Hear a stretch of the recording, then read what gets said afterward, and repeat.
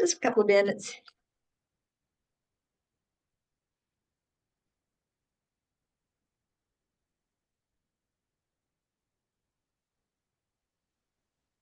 Sandra had sent out the agenda earlier in the week. Hope everybody got that.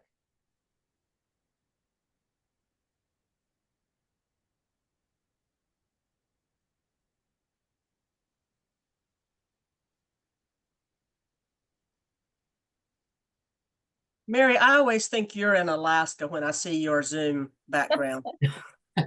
Well, that background is from Canada, Lake Louise. So Okay. very, very nice place, and always gives me good vibes when I look at it. I've got the great blurred background. I have to figure out that technical thing of how to change that to a beach scene. Yeah. Okay, I'm gonna give it 30 seconds. Looks like folks are coming in pretty good.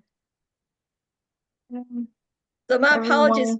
Yeah, good morning. Hey, Daryl. My apologies for not being at the last meeting. I had a Howard calling. My daughter celebrated a milestone birthday. So she and I went to the Netherlands and Belgium to take in the sights. And we happened to be there when all the tulips and other flowers were in full bloom. It was absolutely gorgeous. So it's a good memories. Lots of pictures taken. That sounds awesome. It was great to get away. But then of course you have to come back and catch up, which reality, back to reality. Okay, guys, let's go. Good to see you. Good to see everybody this morning. As I said, I've been a crazy week weather-wise, been a crazy week when it comes to things that have happened on the national level as well as state level too. So we'll dive into some of that today in our conversation. So happy Older Americans Month. I know that many of you have had celebrations and things going on. So hope everything's gone well and you've got more to come because we're only halfway through the month here. Also today we're welcoming folks with the North Carolina Serious Illness Coalition. It so happens that their meetings always fall for the month of May at the same time that our meetings fall. So last couple of years we've just joined efforts and folks from their group have joined us. So we're glad to have you guys today. So welcome. All righty, let's get started. Let's start with our basically our financial report, and I believe our minutes. Sandra, I don't know if they're posted yet. Not yet. Okay, they'll be posted. For the Minutes April from meeting. last meeting on the website where the meeting information is. So we'll just defer to those. So I want to turn it over to Lee Dobson. Lee's our treasurer and secretary. So welcome, Lee. Good to see you. Good morning, everyone. Happy Friday. Lee Dobson, a secretary treasurer for the Coalition on Aging. Just want to provide a quick update. As you know, as a nonprofit, 990s are due for the IRS, and we did find we have completed it, and it has been submitted for fiscal year 2024. And on the financial side, we have ended the year in a positive note, although our dues from January to April are slightly down. So if you haven't renewed your either your organizational dues or your individual dues, please do so. You may do so on the website directly. If you need an invoice, just let Sandra know. She can get that out to you. And then the last thing I'd like to mention is that our annual meeting is September 26th at the Hilton Garden Inn in Crabtree. And we are still looking for some sponsors. Be on the lookout for sponsor information coming out next month. All righty, very good. Any questions for Lee on anything? Thank you, Lee, and thanks for all you do for sure on this. We did get the 990 in, so we're excited about that. Sandra was able to use some connections that she had to find somebody to do it for us. As we'd announced a couple of months ago, the person that had done our 990 for years was a retiree. He actually lives and had moved to Ashe County and just kind of did things for nonprofits on the side. And his home was totally destroyed during Hurricane Helene. So I'm pleased to report that he's building a new home a little bit farther up from the river this time, though. So, and from what I hear, things are going well, but it's been a tough 9 months for him. So certainly keep him in our thoughts. His name is Mr. Reed Craig. All righty. So every month, one of the things we do is we do a spotlight on a member. Well, the member we're spotlighting this month is extra special. Not only are they a good member and have been for a very long time, but they're also a partner for the coalition.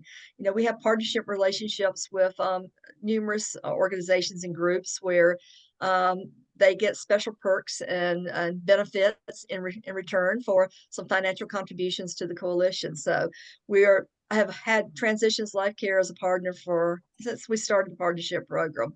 So we are very, very thankful for all they do and for their continued support of the coalition. So today we have Betsy Barton with us. Betsy's the communication engagement staff person with Transitions Life Care.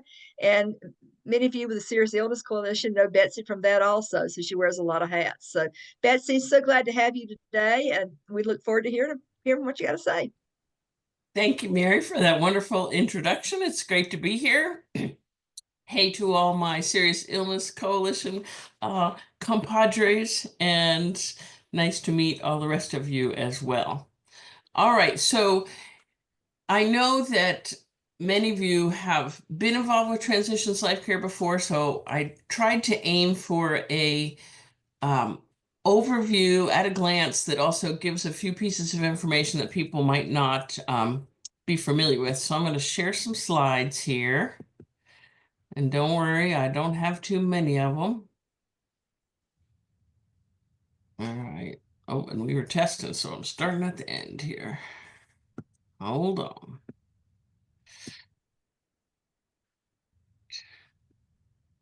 Okay. So, do you see one giant slide now? We do. Okay, excellent. All right.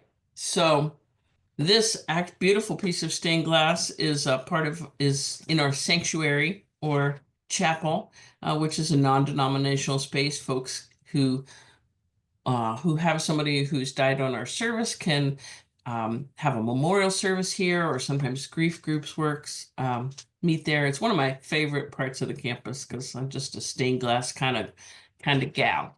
So we were founded in 1979 as Hospice of Wake County.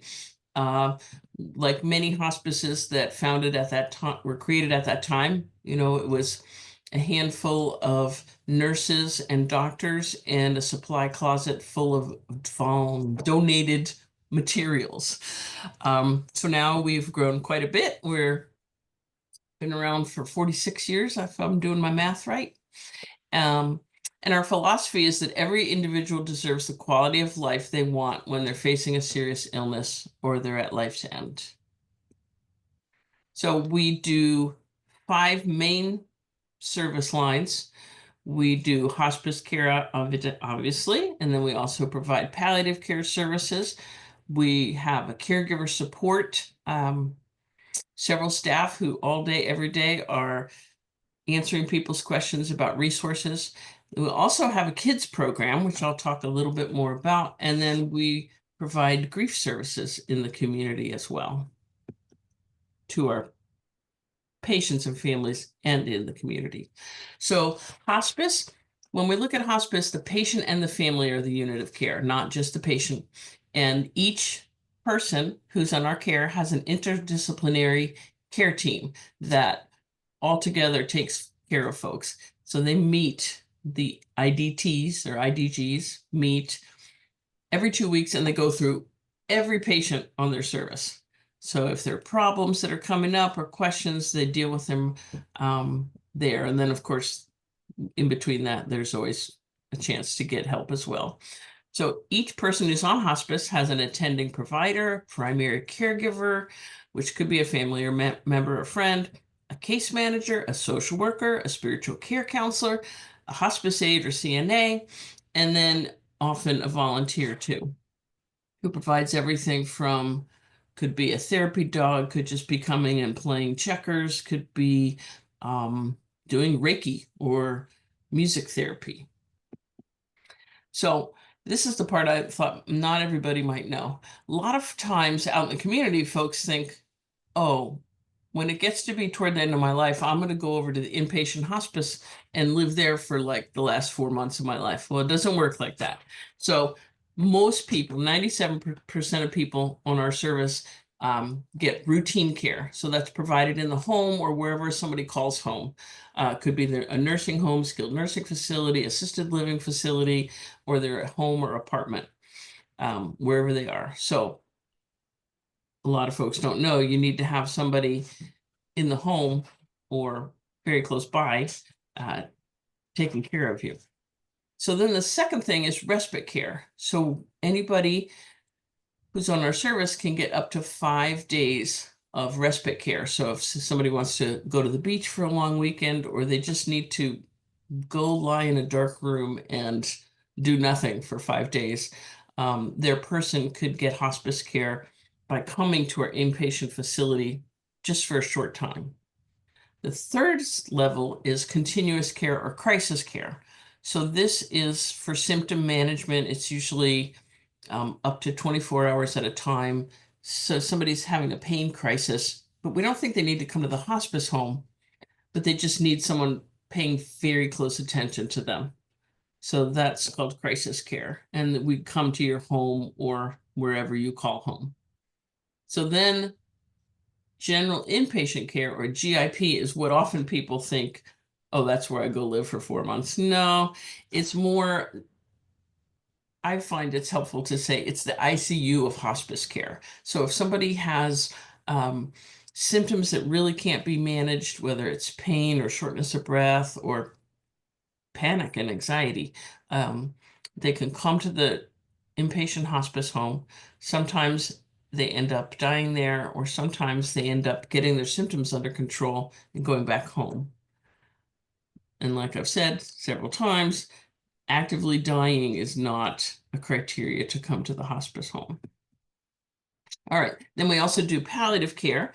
That's, again, to bust the myths, appropriate for someone at any age, any stage in a serious illness. And you don't have to give up on any other kind of curative care. The palliative care is provided in parallel with care from all of your specialist providers. So a lot of times, even with my own friends who know what I do for a living, I'll say, I wonder if maybe you've thought about palliative care. Oh, no, we're not ready to give up yet. Oh, if I could have one thing, it would be to correct the record on that. So palliative care provides extra support, symptom management, pain, shortness of breath, your digestive system isn't working right, you can't hold down food, appetite changes, all those kind of things. What I say is, do you want to help your loved one feel better? Have a higher quality of life? That's what palliative care is about. And it's paid for by Medicare Part B or private insurance. Usually it's a copay, just whatever somebody would pay when they're going to, like, the orthopedist if they break their leg. So we also have a kids program. We're about to celebrate our 10th anniversary. We provide community-based pediatric hospice, palliative care, and bereavement care. Almost always that's in people's homes, because if they have a dying child, they want them to be right there with them. So we provide a wide range of services, and only the medical visits are billable or reimbursed. So most of the services we provide, which is extensive support for the family, grief support, coping, play therapy for the siblings, none of that is reimbursable. So we get a lot of charity care. We get a lot of foundation support and individual donors who support that program. So then we also, this is my bailiwick, we do a lot of community engagement. A couple of examples of what we do is, for the last, we're about to do our 3rd year of the course, Creating an Unbroken Circle of Care in Your Faith Community. This is for faith community-based teams to come. So your congregation or faith community would send a team of 2 to 5 people. They would come for 4 full days that have about 6-8 weeks in between. So they come all day Friday, and then there's a gap where they do homework and they get coaching. Then they come for another class. So the classes are on serious illness, death and dying, caregiving and caregiver support, and grief and bereavement. And woven all into those the information is a goal of changing the culture of the faith community from reactive to being proactive. So don't have people be bereaved with 5 frozen lasagnas in the freezer and they don't even eat lasagna. Let's talk about what does support really look like. It's fun. You wouldn't imagine it, but we laugh, we cry. There's been a lot of hilarity in the classes so far. To date, we've trained 19 faith communities, about half and half, predominantly white and predominantly African American congregations. Another example of what we do is we just created a 25-minute documentary video, and I want to give a special nod to Daryl Fulmer. If I can't tell if you're still on the call because I have the slides in front of me, but a special nod to Daryl for being on our advisory committee and also recommending her amazing sister, Crystal, who is part of the video. So this is, it's called An Act of Love, Talking with Your Family About Serious Illness and End of Life. It's 25 minutes long, narrated by Durham's own amazing 7-time Grammy-nominated jazz singer, Nina Freelon. And it also features Dwan Kelsey, who's one of my colleagues, actually my boss, and at Transitions Life Care. She's a nurse practitioner. And it's a beautiful film. I was hoping that we would show a trailer here, but it turns out in our test with Sandra, the sound didn't, it was very, very faint. So what I did was put a link in the chat so that you can go watch the trailer. And just FYI, we will be doing a public screening of the video if you want to come watch it with a bunch of people and also get some dinner. We're going to be having a screening on Wednesday, June 18th at Transitions Life Care on our campus. We are revitalizing our community conversations in person, at least some of the time. So stay tuned for that. And another thing we do is a lot of advanced care planning workshops and many other topics. Basically, I ask people, tell me the top 3 things you want to learn, and we'll design something that meets your needs. So we go out and talk to faith communities, senior centers, you can imagine. Anybody who calls us, we say yes, or we try as hard as we can to say yes. So that is a quick thumbnail sketch of what Transitions does. And I wasn't tracking my time, Mary, so how am I doing on time? You're doing great. You're doing great. Yeah, I want to really put a plug in for all the workshops you guys have done. I've been to a number of them, and they're always excellent. And I think the work you're doing with churches, I know some churches personally that have taken advantage of that, and they really like that, the program there. So thank you for doing that. What Thank questions you. would you guys have from Betsy? Betsy, I do have one. So I know y'all serve Wake County, but you also do other counties. What's your We do. service area? We do. Oh boy, make me say it. Okay. Wake, Durham, Orange, Chatham, Granville, Harnett, and then we're also, well, there's a Johnson, possibility that we're gonna say what? you're in Johnson also, I think, aren't you? Did you say Yeah. that? A little bit of Johnson, and then there's a possibility that we're going to go a little bit east, but I'm not sure I can say that out loud yet. So basically that's our service area. And then we also do some things like we taught last year at the statewide Community Health Worker Summit because many of those folks are Spanish speaking, and we've been working with the community health workers at El Centro Hispano. So they said, hey, come share some of that with everybody else. So I hope we do some statewide things as much as I can get away with. Right. If I remember right, I think Wake County, it used to be Hospice of Wake County. I think it was one of the first hospices in the country, if I remember right. It was right up there. Yeah. And I think maybe the first in the state. I could be wrong on that too, but I mean, it's certainly been around a long time. Well, I saw on Trellis's website the other day that they claimed to be the first, or Okay. before it was Trellis, but I'm not sure. And I saw Yeah. somebody else's hand raised, but then it went away. If you have a question, just ask. So Well, I would like to, can you hear me? Yeah. yes. Okay. Good morning, Betsy. It's Hi, great to see Daryl. you. Yes. Well, One Daryl, of the I didn't know re your sister was in the video. That's great. yeah, she's in the video, but one of the reasons she was able to do that so well was because Transitions Life Care was part of our family for several years.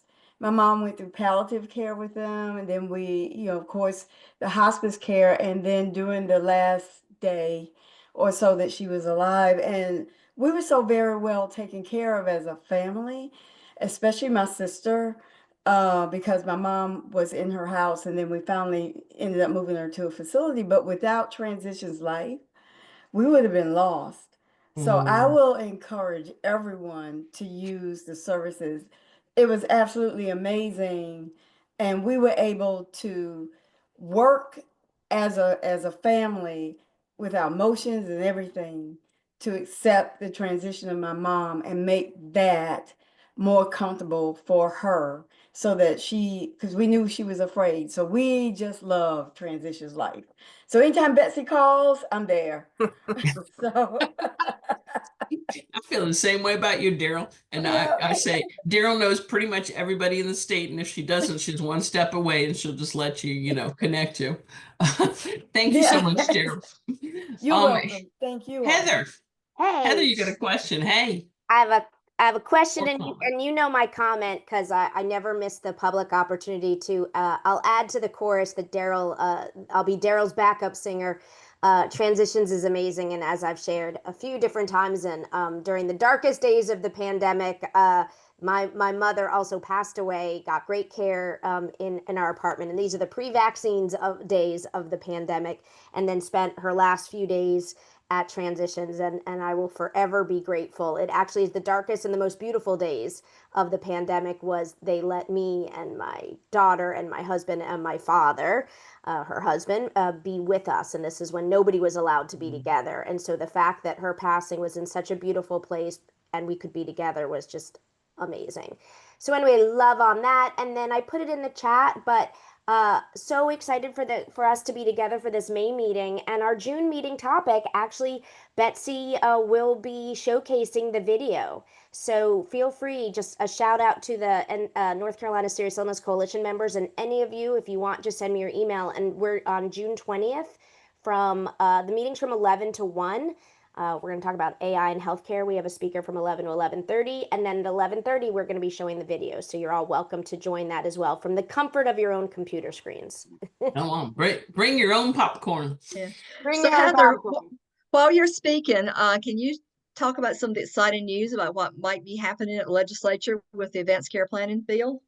We don't want to jinx it. I almost texted you late last night with another update. So, for those of you who've been following the saga that is now HB 349, at one point it was Senate Bill 666. 2 sessions ago, we've been trying to get this bill passed over the finish line since before I joined the coalition for the third 2 year session, to try to get that little update to advanced care planning that allows people to have their documents completed through two witnesses or a notary, uh, as opposed to two witnesses and a notary. So we've been trying to get that passed, and many of you have been instrumental in that, and our friends at the Association of Home Care and Hospice have really been helping with that. So we do have that. It did get introduced. It passed the House unanimously on April 15th. It's over in the Senate. It will be in the Senate Rules Committee, where it died a untimely and ignored death last session. And so we're hoping that doesn't happen. And so there's been a big push for the Rules Committee members. I went around after Aging Advocacy Day. I did my own little advocacy day, went around to a lot of the members of the Rules Committee. And I was talking with Shannon Pointer late last night, and the OC team was there and also met privately with a bunch of the Rules Committee, and they got to meet with the senators. I got to meet with the LAs. So we're doing it. And at one point they're like, "Aren't you the lady that came by the other day?" And Shannon's like, "No." And they pulled out my business card, and she goes, "No, no, that's Heather." So like they had my business card ready to go and the information sheet. So I thought at least that's a good sign for that. But we're really hoping, we have a number now of those senators who have said, well, this is silly. Of course we support that. Why has it not been done before? So we'll see. So we have a few people pushing, and it would allow that easier completion. It also would allow electronic sharing of the documents with the Secretary of State's office, would allow for more seamless transition of it electronically.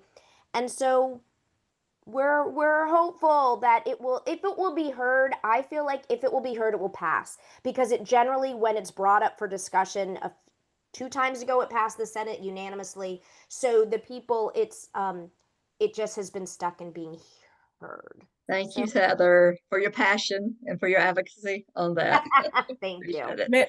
Mary, this is Sandra. I just want to say too, just everybody pretty much on this call knows this, and I have experienced it. Nurses and care workers that work with the hospice organizations are very special people. My dad was on hospice also during 2020, and passed away, thankfully in his own home, in his own bedroom, with family around, and that just makes such a difference. And it's something, until we all reach that certain age, we don't want to think about. And I'm very fortunate both of my parents did the advanced directives several years ago, and their wishes are very clear. And so, but just a shout out to those folks and those organizations like Transitions that help people. And I hadn't thought about that name until you were talking. Transition sounds much better than death. It's a transition, because it's a transition for the individual. It's a transition for the family. And just appreciative for those people who choose that as their career choice. Yeah. Thank you, Sandra. I Well, have, Betsy, I hope this has been a very affirming presentation. well, yes, it has. Thank you so much. And I have great admiration for all my colleagues who really do the bedside care. I'm by design one circle out, or maybe two, because I think I would just be in a puddle. But I'm so grateful to them. And I wanted to say one last thing about the video. We did show it at the PACE conference last week. Was that last week? Anyway, within the last couple of weeks. And I want to share my favorite piece of feedback was one of the audience members said, my 8-year-old daughter would be able to watch this and understand everything that was in it, but my 85-year-old grandmother would also really get a lot out of it. I thought, I'm done. I could die now. That's right. So, and I put a little comment in the chat. Anybody feel free to contact me if you have ideas about, who to share the video with. We're Right. obviously proud. Right. Super. We'll all look forward to seeing it for sure. Well, thank you for being here. Thanks, Transition, for being a partner, and just for all you guys do. So stay around if you can. So, Yeah. all righty. If I noticed that we usually say if you can sign in the chat, that would be great. It gives us an idea of who's here in case somebody comes back and says, who was that person that was with Transitions Life Care that was at this meeting? Then we can say, okay, let us look. We can tell who it might have been there. We're going to just adjust the agenda just one bit. Trish Farham, who's with contract with Coalition on the Essential Jobs Essential Care Program, has to go to another meeting. So we're going to turn it over to Trish for a few minutes before we call on Mark. So Trish, I haven't seen you on. Hi, Mary. I'm here. Oh, there you are. Okay, you're in the car. Okay, Parked. probably I'm on your way to the meeting. Yes, I'm parked on my way to, and for context, I'm meeting with our We Care project funder. They have their quarterly meeting here in Wilmington, so I'm getting ready to go in and give them an update. Hi, everybody.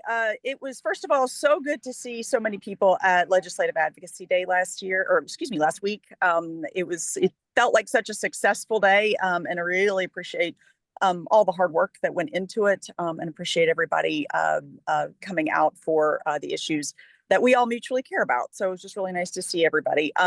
And I have to say, I fully enjoyed Betsy's presentation. So thank you, Betsy, for that. And also, I'm really bummed to miss Mark's. I think that what he's going to be presenting on is really exciting and personally very important to me. So just really excited about the presentations today. I just wanted to give a very, very brief update on direct care workforce activities. On the Medicaid front, as I'm sure Mary will touch base on a little bit later in the agenda, we do know that, as everybody probably also knows, is that the House Energy and Commerce Committee did vote on its budget proposal, voted it out of committee on Wednesday. There are a lot of moving parts and a lot of really kind of technical details, but at a very high level, a lot of the cost shifting, big issues that many of us were really concerned about, changes to the federal match rate, going to a per capita reimbursement model. Those things did not appear in the final proposal. However, there are a number of provisions that could really impact people's access to Medicaid, more frequent enrollment checks. For example, in North Carolina, we recertify every year, and the proposal is to recertify every 6 months, which puts a lot of the burden on individual beneficiaries. There are also cost sharing requirements, increasing copays on Medicaid beneficiaries, which obviously place additional burden on those beneficiaries. So there's still lots to pay attention to and concerned with. Again, some of the what would frankly have been kind of cataclysmic changes really did not make the proposal, but you know, we're not out of the woods, and as Mary says, this is a long journey. So there will be some additional information coming out in the newsletter that I think is coming out imminently. So just be on the lookout for that. Pivoting to some of our direct care workforce activities, we continue to move forward with our We Care pilot of working with over 50 direct care workers to pilot test competency building opportunities about the family caregiver and direct care worker relationship. It's really exciting. The preliminary data on the kind of pre and post testing has come out to be very successful, has emerged to be really successful, with a marked improvement in understanding and comprehension of techniques and approaches that can really elevate that relationship. So we're really excited about that. And then, as many of you all know, we have been partnering with our colleagues at the Center on Workforce for Health to facilitate a series of workshops on the state of the direct care workforce in North Carolina. Those finished last month. And I wanted to announce, and I'm going to put it in the chat as soon as I stop talking, there is going to be a online opportunity on Wednesday, May 28th at 6 o'clock.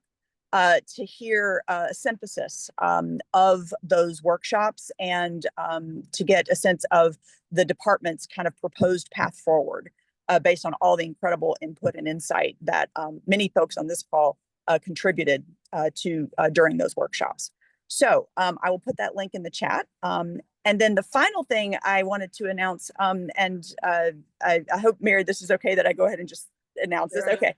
I am really excited and humbled to be transitioning to a full-time position at the North Carolina Center on the Workforce for Health, where I'll get to really continue to focus on the direct care workforce policy that matters so much to all of us, and really hopefully be a part of the team that can advance some of the priorities that this coalition has identified as really important.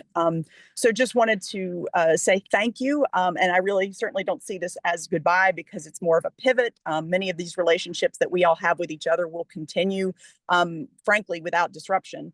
But I just wanted to use the opportunity to thank the coalition for this incredible work, and for being such a thought leader in this space, and such a collaborative thought leader in this space, in pursuing the grants early on that really helped us all kind of come together in to create a kind of collective and shared agenda on this important issue. So, okay, I think I'm finished.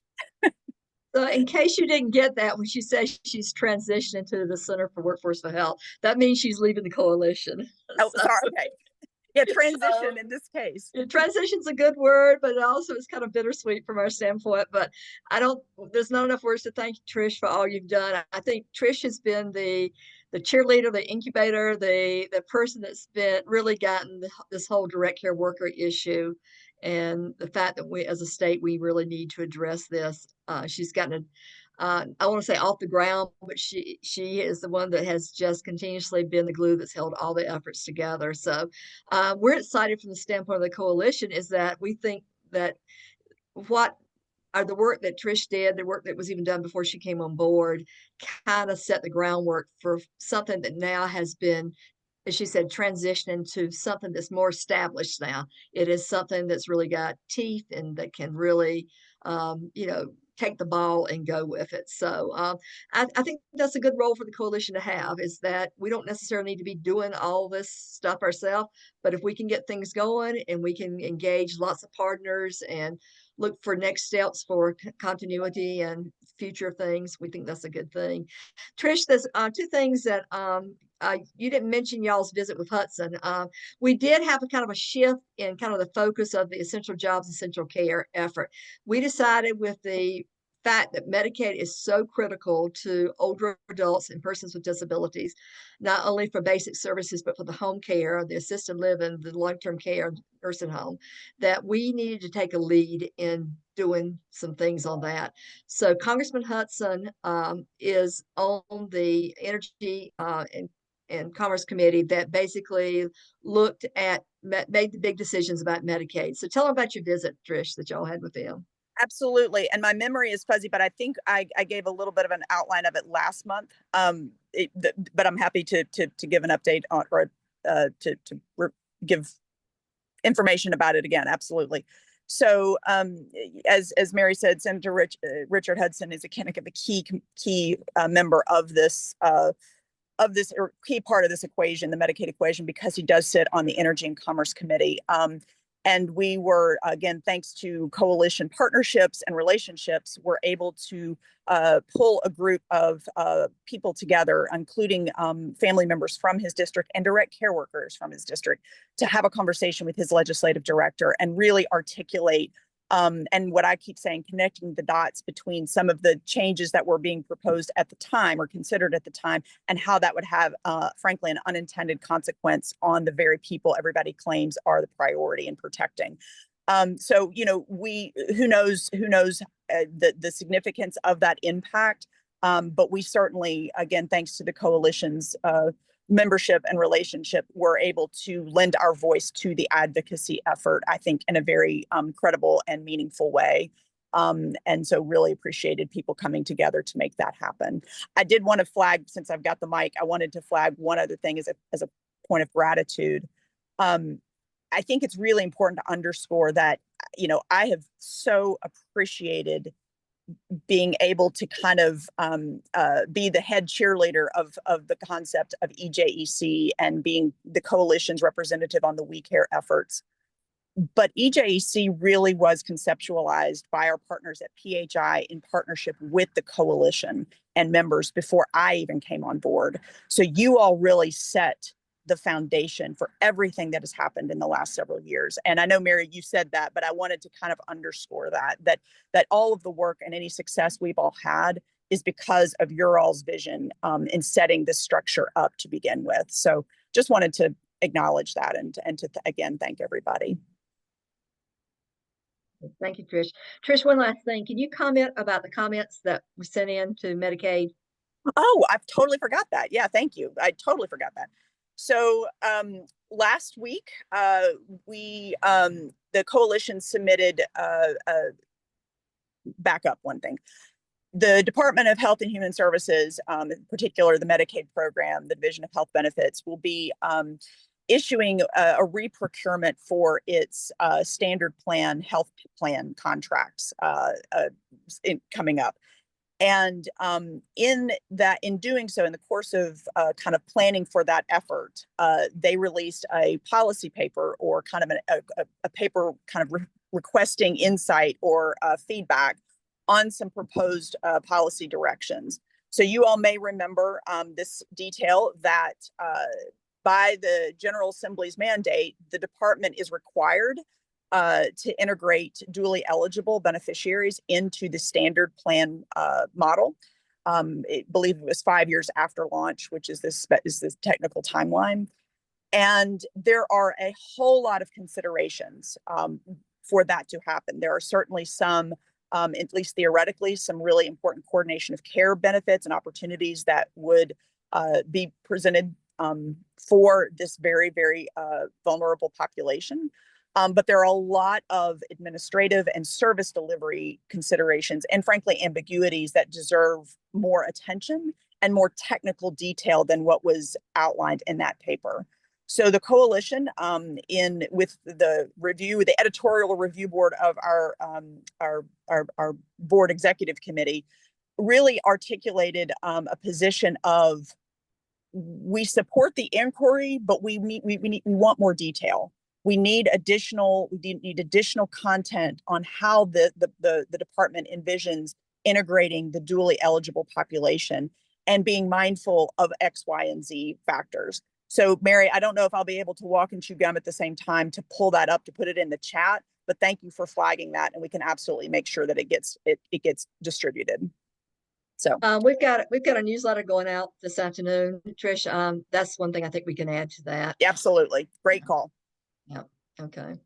Trish has covered a lot. Anybody have questions for her? As you can see, it's going to be big shoes to fill. Sandra and Trish have talked about transitioning and making sure that we can pick up all some of the things she's doing. Put it that way. Some of the things we actually think will be things that need to be transitioned with her new job that she will continue to do anyway, and still engage a lot of the partners that have coalition connections that have been connected before. So we hope to not miss a beat on things, but we're excited about the fact that we feel it's a good move for Trish to move to that job and for what it means to moving things forward in North Carolina relative to direct care workers and the workforce crisis in the state. Okay, Sandra, I'm not seeing any hands. Do you see any? Anybody questions? You're on mute, but I think you're saying no. No, I don't see any hands, but there's lots of congratulations and good luck to you, Trish. And Heather Altman says she's going to still be a groupie, so just thought you'd like to know that. This is a wonderful group of people, and I'm honored to be a part of it. All right. Well, good luck with your presentation or meeting with the We Care folks today. All right. Take care. Have a good weekend. Bye, everybody. Bye-bye. Well, okay, Mark Hensley, you are up next. So I know last month you guys got a good overview about where things stand with all ages, all stages on multi-sector plan on aging in North Carolina. And we certainly know that a big part of that effort with the plan is also looking at how we can make North Carolina more age friendly. But there's a person in the state that's really been kind of the age friendly guru, I will say, Mark, for all these years, and making sure that we can move forward on having communities and towns and counties and all become age friendly in the state. And that's Mark Hensley. I really probably don't need to introduce Mark. If there's anybody in the state that most people know, it's Mark Hensley. Mark, you've been around for a while. You aren't quite to the dirt category yet, like I am, but you've been around for a long time. Mark has been Associate State Director for Community Outreach and Advocacy for the Triad region of North Carolina for a good while. He's been with ARP North Carolina since 2018. But many of us knew Mark before then. He worked at the local, the regional, and the state level in aging for many years. I don't know, Mark, how many, I think we're talking decades now, not just years. We're talking decades, I believe. This is the 30th year, Mary. It's kind of hard to believe. Well, it's good that we're having you on to celebrate your 30th anniversary. How about that? Yeah. So, but Mark is does lots of things with aging in the state. It's very widely respected for his expertise. He serves on a number of boards, including the board of directors for the Triad Retirement Living Association and the National Board of Directors for Adult Children of Aging Parents. Both of his parents, whom he was a caregiver for, he lost them because of dementia. He holds a master's degree from Appalachian State University and is a graduate of the class of 28, the 28th class of Leadership North Carolina. And Mark lives in Greensboro. But Mark, thank you for coming today, talking about where things stand with age-friendly North Carolina and just how many communities do we have, what's entailed in all that process, things of that nature. So, Sandra and Mary, thank you for having me talk about something I'm very passionate about, but I want to level set us. About a year ago, the Division of Aging put out a great infographic called Insights into Aging in North Carolina. And, when you see these statistics, but we forget about them, I'll just remind you that, we have right now about 10 million people in the state, and that's going to grow between now and 2050 to 14 million. The big numbers are that age 60 plus is going to grow by 44%, but that 85 plus age is going to grow by 152%. Mary remembers when we were at the division, the governor would send a letter if someone turned 100, they got nominated. We would send them a letter signed by the governor. We stopped doing that because we couldn't print them out fast enough. And that really is resonating with me because in 2024, we had over 4,500 people who were 100 and older. By 2050, that's going to grow by 273%. We're anticipating having 16,800 people 100 and older. You look at the number of caregivers, you look at the fact that 47,000 people moved from other states to North Carolina. And so we're the ninth fastest growing state of people 65 and older. We're also ninth in population. So North Carolina's growing older, but we're also growing bigger. And what I want to do today is just share some insights. And I've set my timer, Mary. I'm going to start it so I don't go over. Um, uh, this We'll give you a little grace if you do. Okay, this picture can be downtown anywhere that a lot of us grew up. A town on the Saturday that they block off the streets and they put up tents, and you have people of all ages shopping. You have businesses, local businesses benefiting. You have people able to take in beautiful weather. Um, this is what America looks like all across America. And so, what we're going to talk about is the power of age-friendly communities. And you say, well, what is an age-friendly community? It is a community where people can grow up and grow old. So we're not just talking about 60 and older, because if you're alive, you're aging. It's about making a barrier-free environment. So think about that cutout in the sidewalk that allows a person to transition from the sidewalk to the street and then back up again. That's just as important for a person who's differently able using a walking device as it is a mom with a jogging stroller. It really optimizes health and well-being for all ages, adapting natural and built environments for residents with different abilities and capabilities. I think about here in Greensboro, we have a lot of beautiful parks. They just installed at one of our lakes a device that allows a person who is wheelchair bound to transition from their wheelchair into a canoe. Think about the freedom that provides to that person, that they now can glide through the lake and see things they would not be able to normally see. Those are the kind of modifications that we're talking about that are age friendly, because what's good for the 80-year-old is good for the 8-year-old. We talk about 880 cities. Um, so it also very connects to social determinants of health. And we have Daryl Fulmer's here. We have a lot of professionals in the room. I saw Vicky Daughtry that I worked with many years ago. You guys are all long, passionate advocates for social determinants of health, and that's where the connectivity comes. This is the definition that AARP and AARP latched onto this work in 2012. It was a movement by the World Health Organization, and now we're the U.S. affiliate, really pushing and garnering this work. But an age-friendly community is one where a community's elected officials have committed to actively working with residents and local advocates to make their city, their town, or even it can even be a neighborhood. At one time, the College Hill neighborhood here in Greensboro was an age-friendly community with their historic commission. But a place that is age-friendly is a place to live through enrollment in our network at AARP of age-friendly communities and states. And there's really four major steps when they do that enrollment.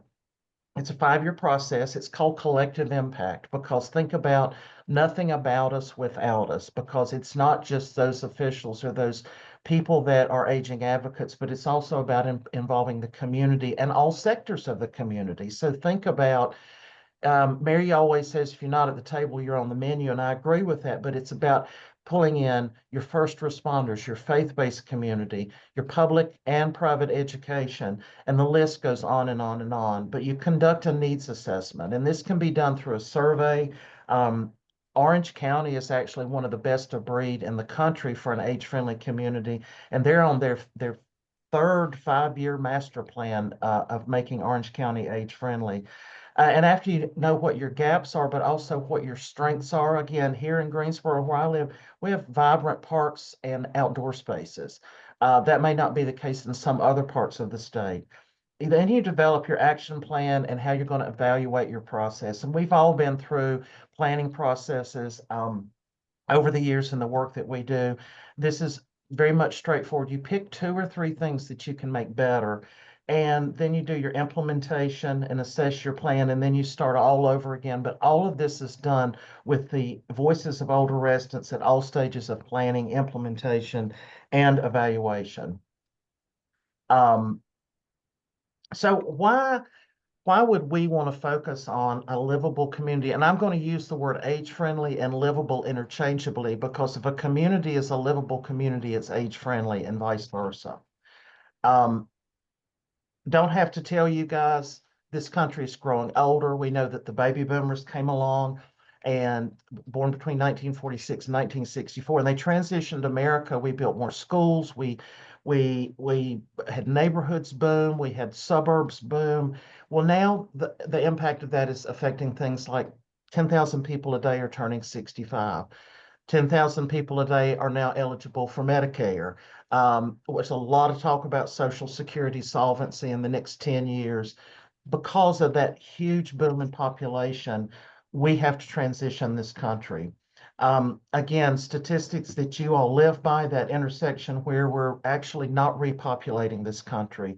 And in a few years, the number of people 65 and older are going to outnumber the people 18 and younger. And right now, the median age in this country has gone from 38, and it will increase to 43 in the next 10 years. So what do we want? Well, that's a big thing. And I'm not talking about, this is the great thing about this work. We're not talking about other people or a marginalized group. We're talking about all of us. We all thinking about where do we want to be? And so AARP did a nationwide survey a few years ago, and they found out that 8 in 10 people 45 want the same thing that people 65 and older want, and that is that they want to stay in their same house after retirement. And this is a snapshot, and I love visuals because this is an intergenerational neighborhood. You can see that this couple's living in a house that has no step entry, and good luck finding that anywhere. Obviously, it is safe and walkable, that the parents can have their kids on their mobility devices, that they can probably have a cutout sidewalk.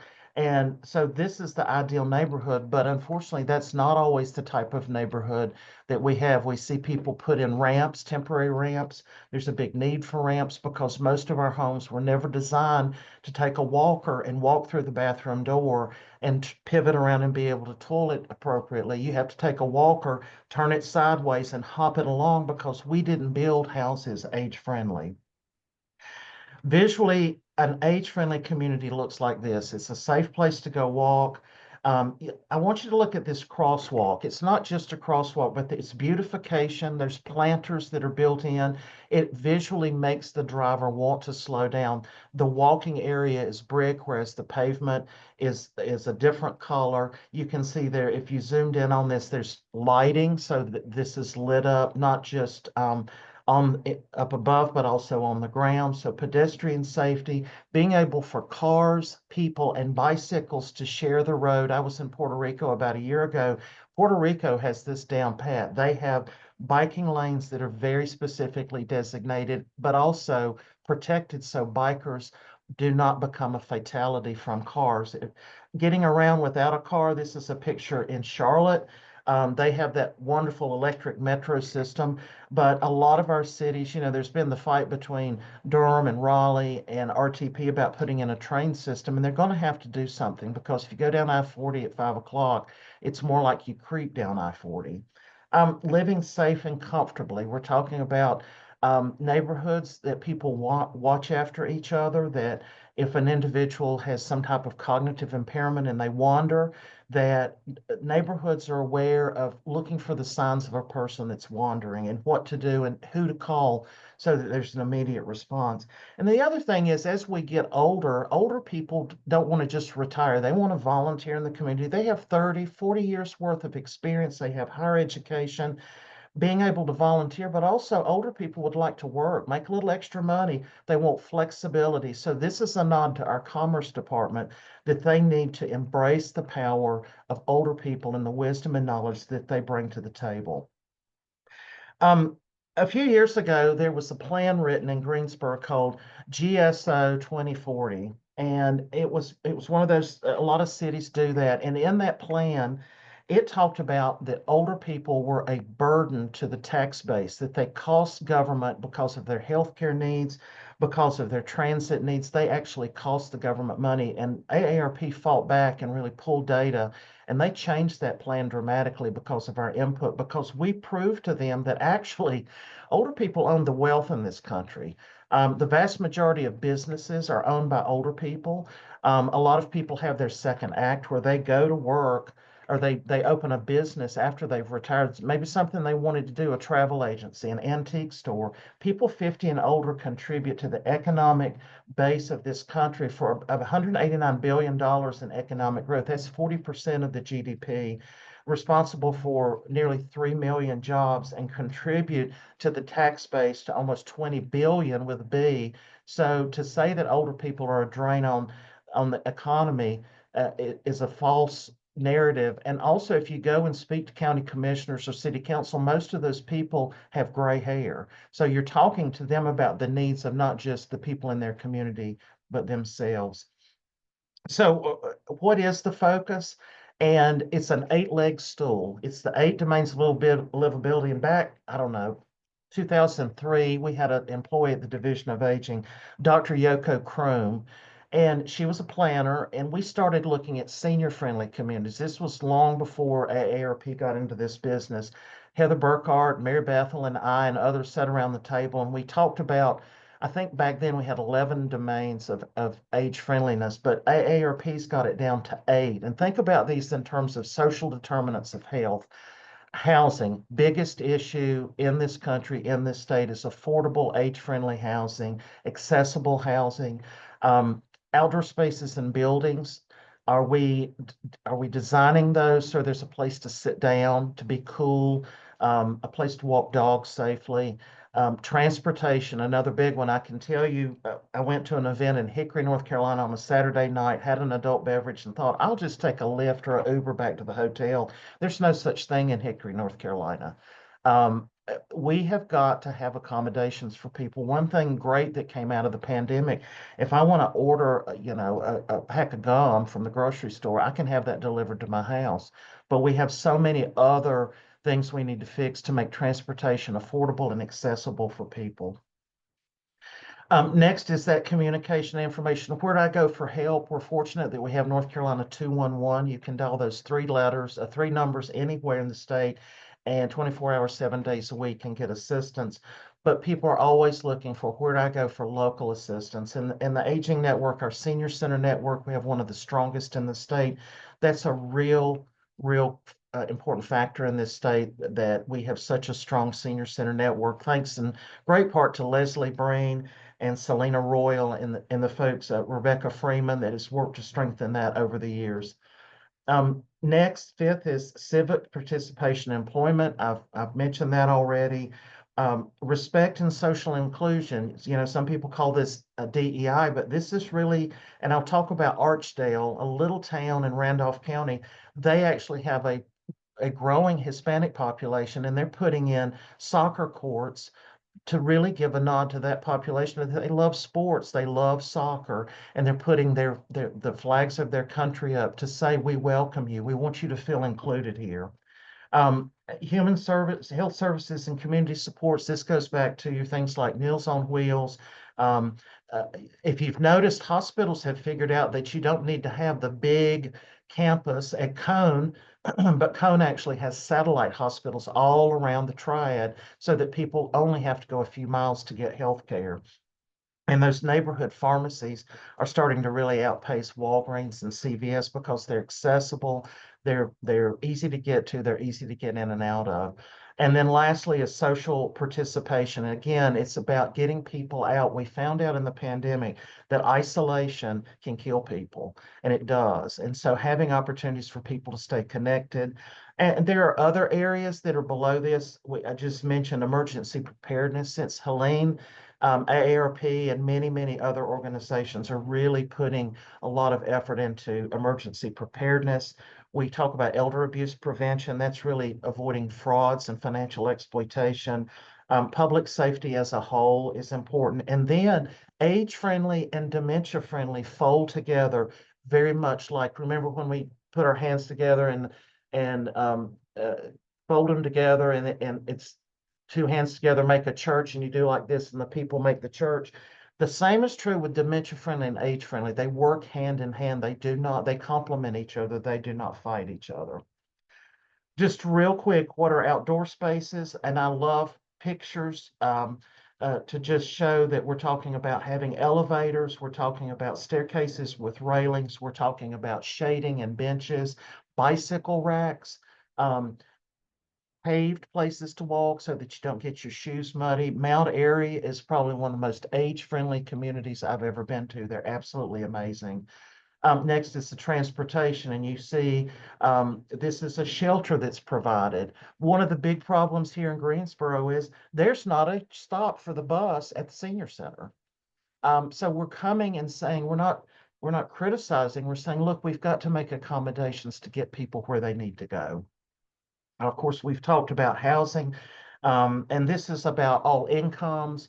It's about having um, not just McMansions, but also smaller houses, tiny houses for people, and making them affordable. Um, I love this picture, you know, reducing the sadness and isolation, making age-appropriate sports available. We know pickleball is really big. That social inclusion, again, a place where people feel welcome and respected. Um, you know, AARP, I'll give a plug because they do pay my bills. We are about 2,300 paid staff, but nationally we have over 60,000 volunteers. So we're truly a volunteer-led organization, and the work gets done by volunteers. So I want you to think about the power of volunteers in the community and what they bring to the bottom line of so many nonprofits.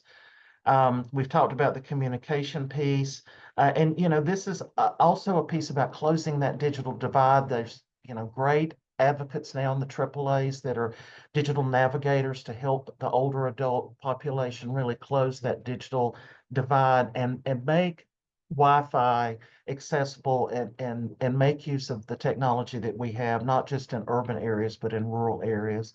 And then lastly, um, um, the communication piece, excuse me, the community, I can't see my whole slide. But to be able to find that community health assistance where it's needed and when it's needed. We just heard that perfect example for what hospice does in the community. I saw my friend Jacob Gordon from Trellis on here. I've seen such a huge impact of what hospice are doing, and it's not just end-of-life care, but palliative care, the GUIDE program that's now funded with Medicare, really exciting times. So what is the network that AARP manages? And I want you to think of it as, don't you love a mouse that's got a mind of its own? We serve as a clearinghouse of best practices. We have libraries full of best practices around the country, and this map really represents, I have to update this map about every other month because we're now at 984 communities, that's towns, cities, and counties, as well as 12 states, including North Carolina, that have said we are going to deliberately become an age-friendly community, and that's really affecting the lives of over 100 million people in our country. Just a quick slide to show you again the process. You enroll with AARP. Anybody that wants to enroll can, and you get support from staff and volunteers and go through this, again, collective impact process, planning process, um, to identify those gaps and find ways to solve those. And it really works great if you've got a person who gets up every day and that's what they're thinking about for that community, either paid or volunteer. I personally like that paid person because, it's an incentive, and they do that with a lot of volunteers. And I serve on many of these. I'm actually the North Carolina Age-Friendly Lead with AARP. We have, and I'm going to show you 21 communities that I'll highlight here in just a minute.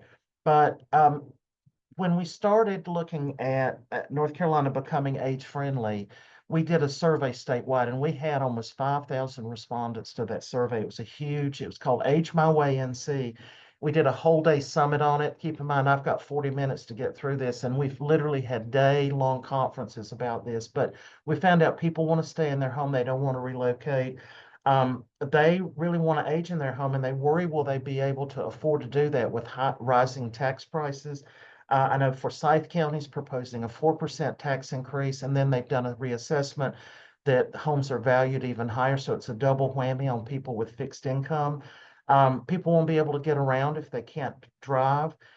They worried about becoming socially isolated. And a big thing for commerce is that this survey said we're not doing enough to employ disabled and older people. So here are 5 things that we ought to work on. And so after we did this survey and we had the Age My Way Summit in Raleigh at the McKimmon Center, a lot of people in this room were there. The governor showed up and he said, I'm committed to this. And on May the 5th, 2023, Governor Cooper signed an executive order that North Carolina is committed to building a state that's age friendly. And that's really led us. At that time, North Carolina was the 10th age-friendly state.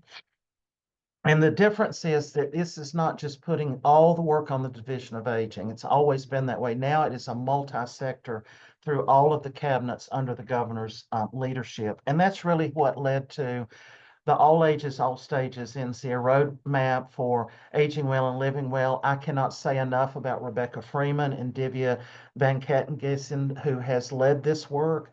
The implementation committees are now underway. Many of us serve on those committees, and this makes a nod to things like food insecurities, about better roads and better transit systems, about employment opportunities for older adults. And also part of that is, how does this all button up into an age-friendly community? So what's happening on the ground? So I've talked a lot about the big lofty up at the 10,000 foot. I've talked about at the state level, but down on the ground, 21 communities have embraced this. And I'm going to zero in on Orange County, who was one of the first that joined the network.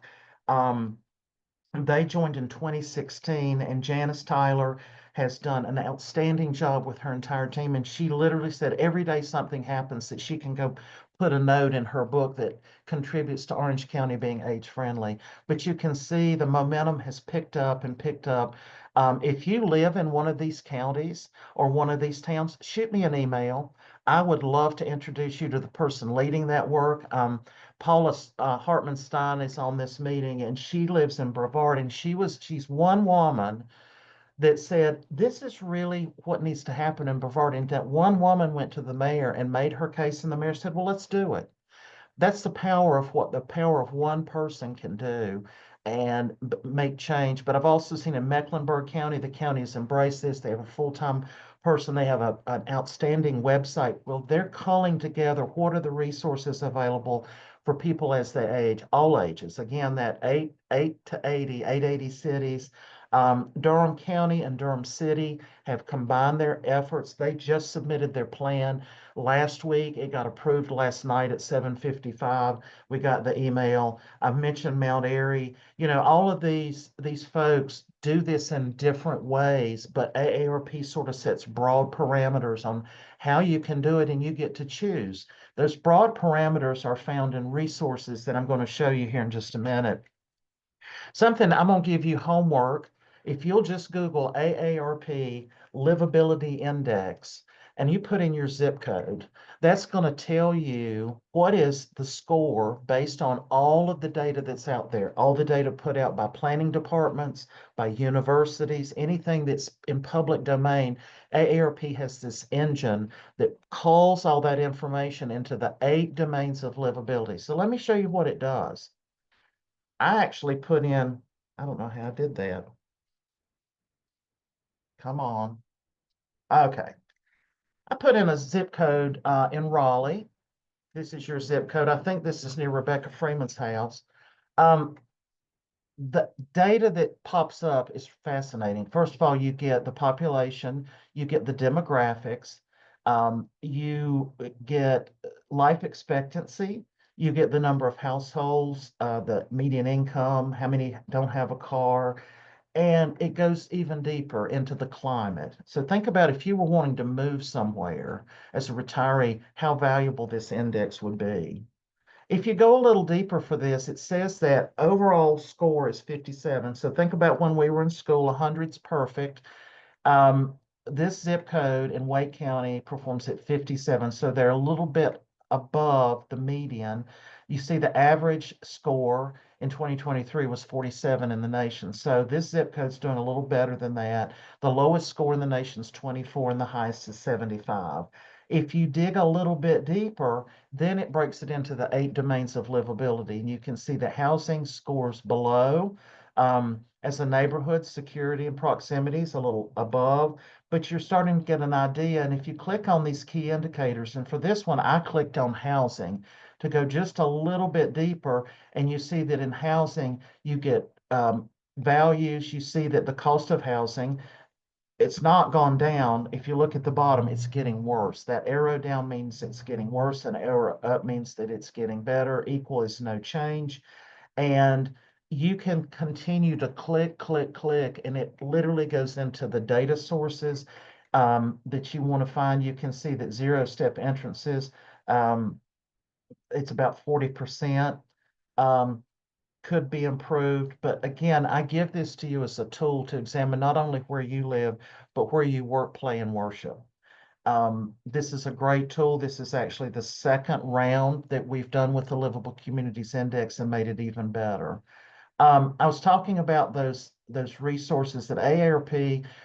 Again, we are just the hub. We don't tell you what to do. We try to support you, but we also put out these great publications. And so you can see creating community gardens. I'm really delighted in that one is a garden here in Guilford County, the Disaster Resilience Toolkit up in Brevard.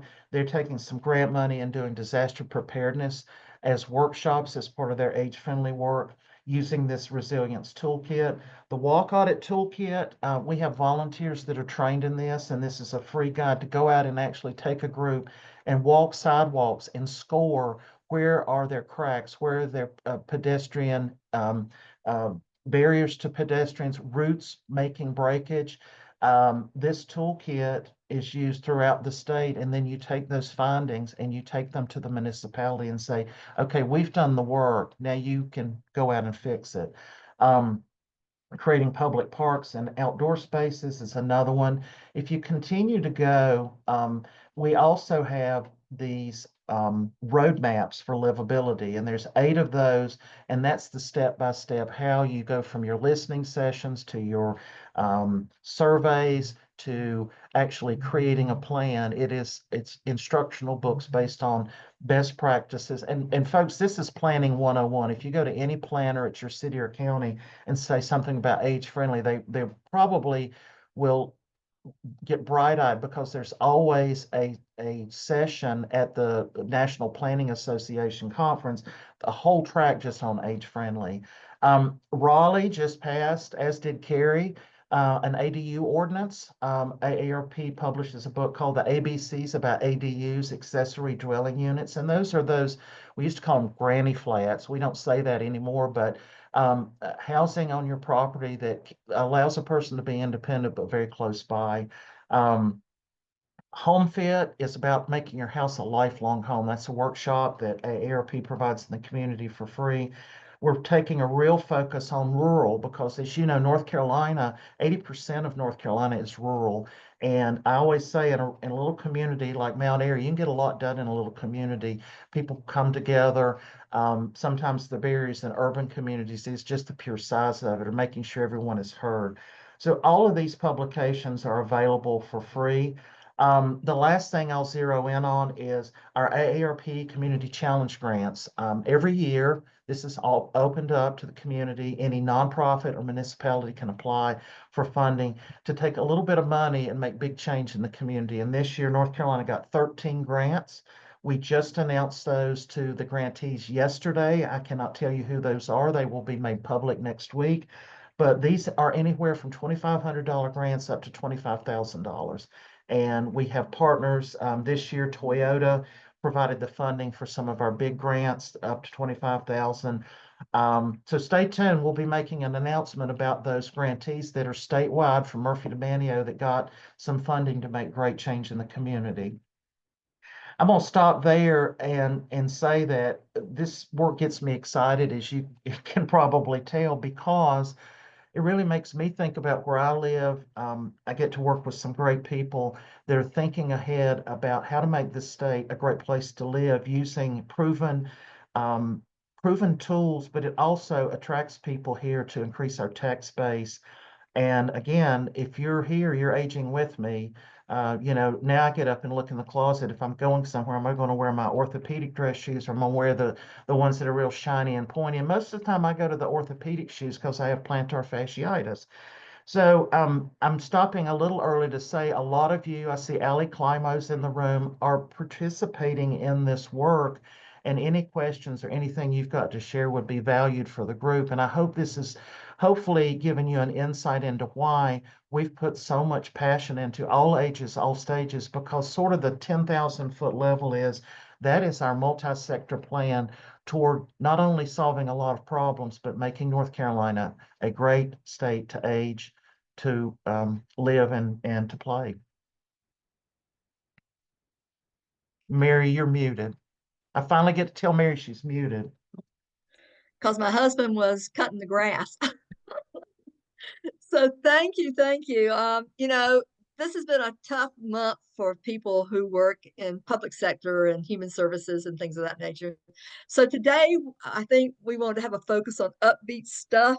So we started the Love Fest with Betsy. We are continuing if you, Mark. I think you get great comments in the chat. I hope you'll look at them. But I think what the message you brought today is it's just exciting about what communities can do to basically be age friendly, but also when you become age friendly, you're friendly to every citizen in that community too. So I know you guys have got probably have questions. I mean, the resources that you've shared today are just great. If people want to get those, are they online? Are there hard copies of them available? What's the deal on that? Online is the best way. And at aarp.org, you can navigate to the library and you can order hard copies for free. So no cost to you. We do this as a service, and certainly download things and share them. And then at one time we had, if you are interested in getting copies of plans from other communities, just drop me an email. I'll put my email in. Happy to get those for you. And other questions? You mentioned Orange County. They certainly, as you said, have been around for a long time, and they've had a plan for aging in that community. I don't know if Janice Tyler's on or not, but it's been at least 10, 15 years that they've had a plan, and it really, you can see the results of it. Yep. Questions for Mark? Heather Altman said best aging plan since 2000. Yeah, Orange County is really best of breed. They're considered by AARP to be really like one of the top 5 in the nation. And the other thing, California, they have a lot of challenges, but their master aging plan is one that we've looked to as a guide for all ages, all stages. And it's going to take a lot of work. It's going to take a lot of resources, but if you've got a plan, you got to have a plan. not just concepts of a plan. So I'm real proud of that work, and it's taken all of us taking time out of our full-time jobs to focus on this. But it's going to be important work because if you're like me, I'm going to retire here eventually. No, you won't. You're- Thank you're- you so much. Appreciate it. Mark, Mark, I just, Mark, I just, think you're going to be a retiree fail like Mary is. I told you've heard of foster fails. I told Mary she's a retiree fail because she just retires but keeps on going, and we appreciate it so much. You got it. Thank you. Thank So, you. Sandra, do you see any questions, any hands up? I do Anything? not see any hands up. No. yeah, I I just think- wanted to share that I posted in the chat, 2 resources from AARP. Mark, you did a great job with the presentation. One is the livability newsletter, and the other is the livability index. And they will also be in the newsletter. Great, And- thank you. Mark, I will, if you send me your slides, I will put them up on our meeting site as well, so people can go back and refer to those. All right. Well, Mark, thank you so much. I think between the multi-sector plan on aging and age-friendly plans for the state, I think they all complement each other, and hopefully, all these efforts will result in great things. One last question: are the communities that have applications pending to be age-friendly right now? Not right now. They're Okay. all in. Cary actually just did their plan and submitted it. The momentum has really grown, but we have some that are talking. Davie County actually submitted their plan and their application together for Older Americans Month last May, and Kim stepped down and retired. It was sort of her swan song, but if you're interested in talking about it, come to me. I've dropped my email in the chat, and let's plan on it because here's the thing that I tell county commissioners: this is the right thing to do, and it's certainly a bipartisan issue. And the first thing they say is, "Well, how much does it cost?" And there's no cost. We don't charge for anything, that we do to support it. There's no application fee, and I've got a lot of great examples around the state that I can point you to see what they've done and celebrate your successes. We always do a big certificate and get the press there and do a ceremony to give the certificate to the county commissioners quite often, but it can be a town. And again, drop me an email and I'll answer any questions. And I also, I'm going to send you, Sandra, this infographic. I know a lot of people have seen it. We used it for Lobby Day, but it's really outstanding. It captures really the why behind the what. So I'll send that to you as well. You're talking about the one the Division of Aging's done? Yeah. Yeah, we have it posted also. It will also be a link to it in the newsletter that's going out Perfect. this afternoon. So Thank you, Mary. All right. Well, thank you, Mark. All right, moving right along. So we now are at the point of the agenda. We're going to talk about updates. So Sandra, I'm going to turn it over to you. I say, update. woo-hoo, I'm gonna go see Craven County people and New Bern people about putting aging-friendly stuff, because all the retirees are coming here, and I'm planning on being in that 85+ group after 2050, so they better get it right. So thank you, Mark, for that great information. And I'm probably like everybody else. We all went to the website, and I've already looked up what the livability index was, and it wasn't where it needed to be. So I'm gonna do my part in this little part of the world. Thank you all for being on attendance today, and wanted to just give you a couple of updates. Obviously, some things you probably know about if you look at your email last week. We participated in Advocacy Day for Aging at the General Assembly. That was my first time participating on that large of level, and it was very interesting. Is one word to use. It's just amazing how things get done. I say that for real and also tongue in cheek. It's amazing what things get done at the General Assembly. But the thing that came to light for me is that our voices are important, and whether we think that they are hearing us or not, they are. Some people are hearing us and they're sharing it with others, the importance of aging in the community. And so that was a very good event. I learned a lot going up there for that Wednesday. And then we also participated in the Older Americans Month celebration event at the farmers market. I hope some of you may have been able to be out there, which is a great event as well, and gave me some ideas for how the coalition might work with that in the future. Also, you were talking about some of the planning and things that has gone on with the all stages, all ages, all stages, and Mary suggested that I sign up for some of the subgroups that are coming up. And somehow I found myself on 3 different subgroup committees, Mary. So I'm going to work that out. But I think, let me see, I had to go look them up. I'm on the housing subgroup, on the financial education and planning subgroup, and on the social determinants of health subgroup, all 3 areas that I'm interested in. So those meetings are going to start pretty soon. So I'm going to be pretty busy with that and representing the coalition, and of course by that representing all of you. So if you have any thoughts on that, any of those areas, and I hope to kind of be a liaison back to the coalition members regarding the work that's happening, because we are with the all ages, all stages, starting that implementation, as you know from last month's presentation. So input is more important than ever at this stage. So I think that's it, Mary. And Okay. And yeah, well, pick up on a couple of things. A lot of what we'll be talking about also is in the newsletter yes, that will be going out hopefully this afternoon. We'll send it out this afternoon and probably resend it sometime next week also, so people will have information.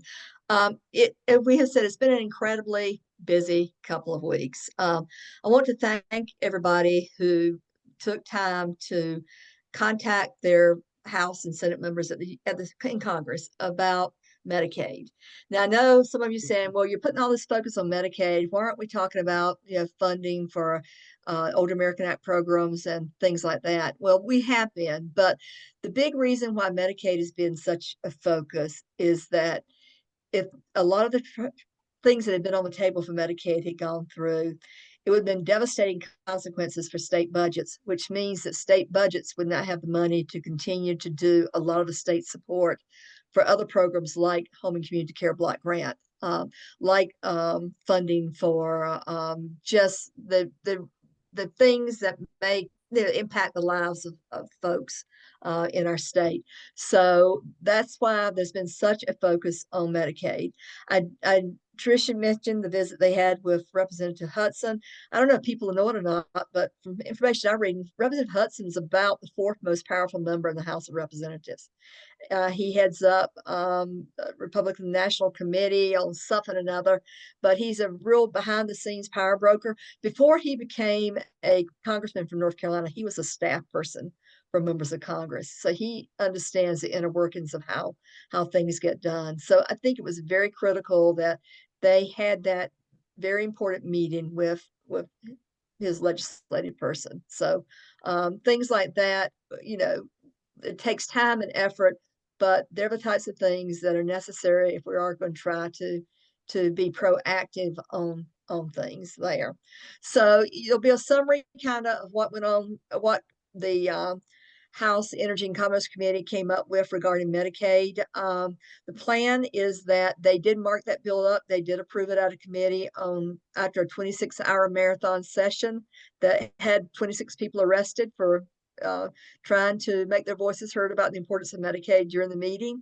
But they did sign it out on Wednesday. The plan is, from what I understand, I haven't checked the news this morning, but all the committees that were developing their segments of the budget for the big, beautiful budget that's supposed to be put together, are supposed to be meeting today to start the compilation of all the budgets coming together. So we'll see what happens on that. There'll be more in the news, I'm sure, coming out relative to that. Sandra mentioned the Advocacy Day when Pete's at the legislature. Want to thank all those that came together to make that happen. Friends of Residents in Long-Term Care, AARP, North Carolina, the coalition were the big behind the scenes folks on that. Kay Castillo, Chris Brandenburg, particularly, as well as Sandra on that. So we had about 50 people that came and divided into 7 teams that went around and made the visits. As Sandra said, it was a kind of a crazy day because it was the day before crossover. And crossover is when most bills, not things that deal with budget matters, but most bills have to pass one house or the other in order to be considered going forward. So it was a crazy day. There were a lot of hunters and fishermen there that day with orange hats on because it was a bill that had to do with something they were very interested in. But since that crossover deadline, we now have a clear picture of what things the General Assembly will be focusing on going forward for the rest of the session. We also know that the House released their budget proposal on Wednesday, and that is or is it Thursday? Whatever. It was one day this week. they released their budget proposal. They also all running together. Sorry, but we are pleased that some things we were concerned about in the Senate budget proposal, those things have appeared in the House budget, specifically continuing funding for North Carolina Senior Games Program, and also the funding for SHIP that had been zeroed out or eliminated. All the staff support for SHIP, Seniors Health Insurance Information Program, was not listed in the House budget that came out of the Insurance Committee. So that was really good. There are some other things in there, some special provisions and things that impact aging interests. There'll be a full summary of those in the newsletter that comes out. Look at that. If you have questions, let us know relative to that. So the plan now that the House has got their budget out, the Senate's had theirs out for a couple of weeks. There'll now be a conference committee that will basically kind of put their minds together and decide what they're going to approve for a budget for the state for the next 2 years, the biennium going forward. Both budgets are fairly, there's not a lot of expansion money in there, put it that way. So they're fairly strict budgets. I think we mentioned last time, the year before for the biennium, there was like 650 nonprofits that got funded. When the Senate put out their proposed budget a couple of weeks ago, there were less than 10 that were in there, nonprofits to be funded. The House has a few more, and a significant amount of more, but not anywhere near what was in there before. So it is very different type of budget. Big decisions about what are going to be the raises for retirees and state employees. Is it going to be more tax breaks, things of that nature? So look at that when it comes out. There's one bill I want to draw your attention to that has passed. And a whole lot of bills have been heard in committee, but not many have passed. One of them is House Bill 75. It's basically kind of a technical corrections bill, taking care of some things from last time. But there is a provision in there regarding North Carolina Center for Missing Persons. They're taking control of that from the Department of Public Safety and switching that to the State Highway Patrol. But they're also setting up a number of special systems in that. We've heard of the Center for Missing Children, things of that nature. Then there was the Center for Missing Persons, which the Silver Alert that we had years ago kind of fell into that. Now they are basically separating out 6 new centers of things that will deal with folks that are missing. And Silver Alert is now very much prominent again. You've got one for people that are missing as a result of disasters. You've got people that are missing because of just more children focus, things of that nature. So I would encourage you to look at the provisions of that bill, because I do think it will impact your communities. And particularly, we kind of did a summary about the Silver Alert in the newsletter that's coming out, which is not too different from the way it's been, but it's changing how it operates in the state. So, it looks like a lot of changes there that hopefully will be for the good and how the program is operational in North Carolina. At our March meeting, we had the Secretary of Health and Human Services, Dr. Dev Sanve. He did questions and answers, and there was a, encouragement that we get written responses back to those. The department has sent those. Those question and answers have been posted on the division of the coalition's website, as well as we have a link to those in the newsletter that's coming out this time too. Some things in the newsletter particularly want to point out to you. We're in the middle of Operation Fan Heat Relief, where people that don't have air conditioning can get fans, and in some cases some other assistance with their heat, their cooling and air conditioning bills, things of that nature. Read about that. This is also a hearing loss awareness month. We know that a lot of older adults in North Carolina have hearing loss, and there are a lot of resources that can assist folks through one of our partner agencies, the North Carolina Division of Services for Deaf and Hard of Hearing. Two bills or several bills that we're tracking at the legislature, kind of bumping around here a bit. The property tax relief efforts are moving forward. You know, Mark talked about the property tax issue being one of the things when you look at housing and whether or not people can stay in their homes. We're certainly finding that to be true. We are supporting a study that will look at options for how to help people stay in their homes and pay for their property taxes.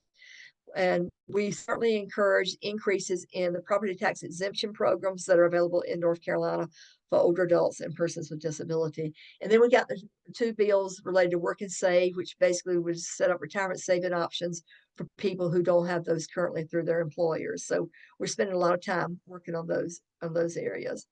Want to give shout out to Kay Castillo, particularly with our policy committee and the policy committee. A lot of work went in from them from our Aging Advocacy Day too. And Kay, I know you're on. Do you want to say anything else relative to anything with the policy committee that you guys have going on? No, I just want to thank everyone who came for Aging Advocacy Day. I think the timing of it was great, and getting in front of House members before they put their budget out. And we heard a lot of feedback from folks like, oh, we didn't know that wasn't in the Senate budget. And so that was really, really good timing. Not that, not that you can plan advocacy days perfectly like that, but it worked out. So thanks everybody who came. Thank you. One of the things, a couple of our folks who are actually on the call today had an opportunity to have a real good conversation with Representative Lambuff, who we know is one of the leaders in the General Assembly, quite frankly, when it comes to both House and Senate. But particularly in Health and Human Services appropriations, and a mover and shaker in getting things done. And his message to everybody at that point was, you guys, everybody's got to call Congress regarding Medicaid, because Medicaid and what happens there is going to influence everything else that we're going to do in North Carolina. So I think we were glad to tell him that we had done a lot and that we would continue to push that message too. So any feedback from any of y'all that were part of Advocacy Day, or anything going on, or anything? I know we've kind of gone into all the legislative and federal developments already, but questions you might have regarding anything going on with legislation, whether at the federal level or national or state level, or about feedback you've heard, or if you made contacts with elected officials, any feedback you've gotten from there too. Mary, this is Melinda from SHIP. Huh? Yes. Just wanted to piggyback on something you just shared.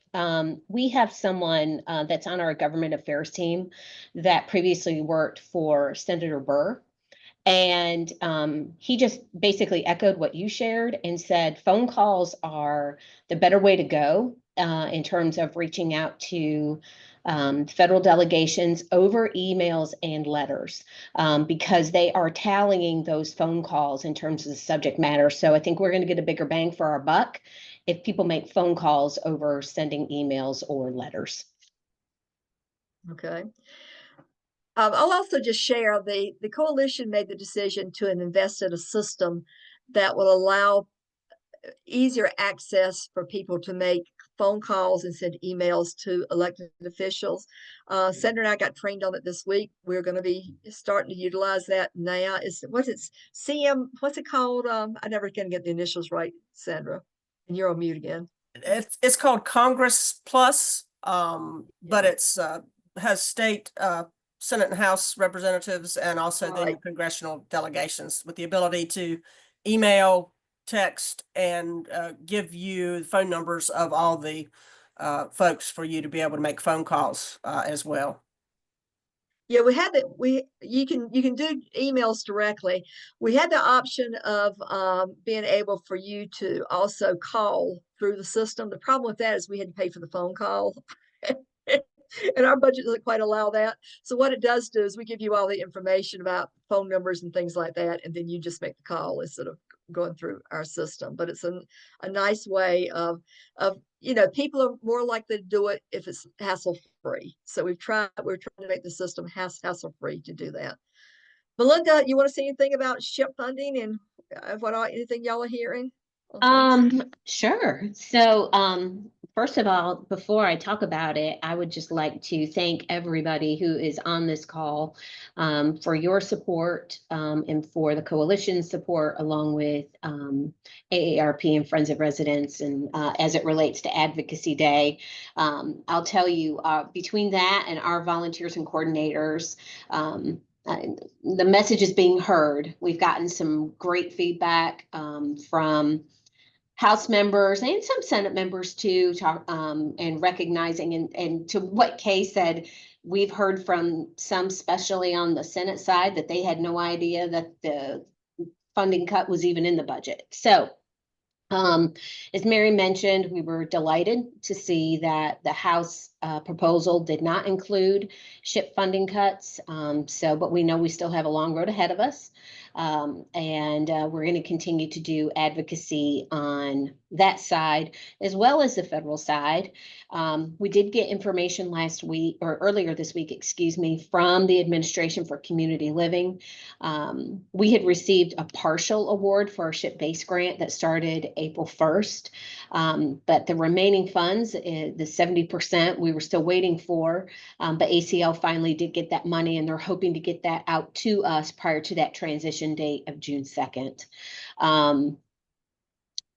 In terms of the federal level, a lot of it is proposed with that document that was leaked from HHS that showed the transition of the SHIP program, MIPA program, and the Senior Medicare Patrol program to go to CMS, but also it also included the elimination of SHIPs. But again, I think we're kind of in a status quo, right, until we know more information, but we'll be, as I like to say, unleashing hounds of our great network, do advocacy at the federal level as well. So really just wanted to thank everybody for their continued support. And we hope you guys can breathe a little easier. Yeah. Not over yet, but it's slow. That's right. That's right. It was. Thank you, Melinda. At the last meeting, we had gotten wind about the changes that were being proposed about all the Department of Health and Human Services at the federal level agencies, including the Administration for Community Living, and what was being proposed about potential funding for 2026, as well as agencies being moved around, programs being moved around to other agencies, as well as some programs actually being eliminated.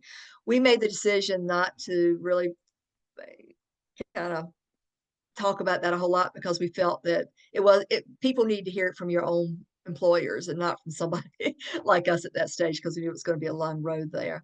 We do have in the newsletter that's going out a link to a list of all the programs that are under the Administration for Community Living and what the proposed funding that at the point that they talked about it was going to be, as well as a list of those agencies that are programs that are basically targeted for elimination. And a lot of those are health promotion type things. A lot of them are disability type programs too. I would encourage all of us. I know they're beginning to make some of these changes already, but I still think we need to make our voice heard about there needs to be a uniform agency at the federal level, as the Administration for Community Living had been, that where everything related to aging and disability services was consolidated. What is happening now, we know that they're being farmed out to agencies like CMS that have far bigger fish than what we are, like Medicare, like Medicaid, under their bailiwick. And there can be the tendency for our things to get lost. We're already seeing that we aren't getting communications about trainings and webinars and any communications at all from the federal folks about things going on.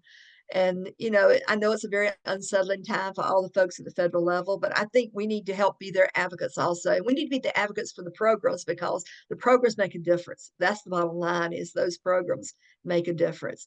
And if a lot of these things are eliminated, like SHIP, like all the efforts related to health promotion related to falls and other types of things that have been talked about, or things like the disability councils and things like that, in my view, at least, I think it's a step back from what for long, hard battles that have been won years before.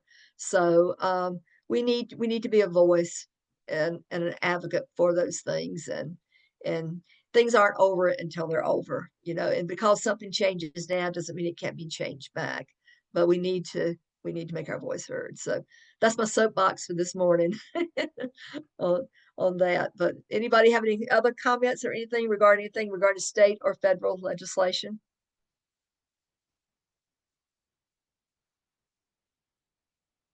Like I said, we had good stuff first, and this is depressing stuff. So, all righty. Mary, Yes. I just want to mention, I've already thrown my t-shirt on, so I'm not going to call on camera, but it's starting to happen at the local level. Forsyth County just announced they are not funding anything aging moving forward.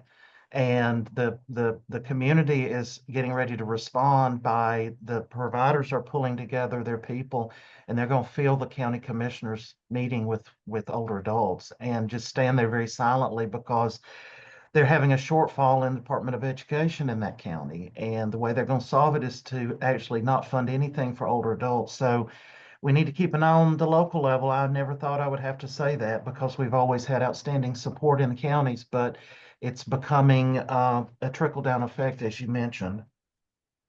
Well, and I'm also hearing the message that because of a lot of uncertainty and unpredictability, that a lot of agencies or their entities, their governmental entities are saying, we aren't going to provide services if we don't know we're going to get reimbursement. Now, there have been some grants and things that certainly have already been terminated, particularly and some of them in mid-cycle when they were doing things, but the grants have just been terminated. I know the Department of Health and Human Services has had some delays in getting money from the federal level. From what I understand, used to you basically draw down your money on a routine basis. I mean, it was just routine. There was a process there. I understand now that things have to your funding requests have to go through a DOJ entity. You have to justify why you're drawing down money and what it's for. If they have questions about it, then they will send it back to you, no matter what the time frame is that you need the money to reimburse other people. So I know, particularly, I don't know if Jeff Horton's still on. I know, Jeff, y'all had delays. All the adult care homes in North Carolina had delays in receiving reimbursements this week. And I've heard of other agencies also that have had delays in being able to reimburse people for services and programs. So I think the tolerance of elected officials to say, I'm not going to be on the hook for something that I'm not sure I can be reimbursed for, or I don't know when I'm going to get the money for reimbursement. People are getting antsy about it. Just leave it at that. So anybody else have any comment on that or any thoughts relative to that? Okay. All right. On that cheery note, Daryl, Rosalie, going to turn it over to you guys for just any update on health equity. All right, thank you so much. Before I respond about health equity, I just want to thank Mary, Sandra, and Chris Brandenburg from AARP for stopping by the Advocacy Day for RGEA, the Retired Government Employees Association. We had our Advocacy Day at the same time, and they just happened to walk into the space where we were located. So we appreciate that. And thank you so much for doing so.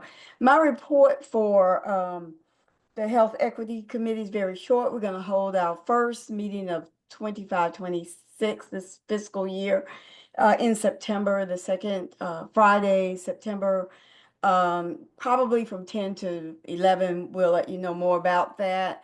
The committees or the work groups will be meeting over the summer, so we're not going to hold the big meetings. We're going to let the work groups work on the goals and objectives for this year to make sure those are solid. Given the landscape that we are having to deal with, we've already had some discussions and some movement towards language and all of that. So now we need to regroup, rethink, and make sure that we're on the right track without sacrificing the work that we have set out to do. So the one thing that will happen this summer is that we have a survey that will go out in June from the LGBTQ plus group.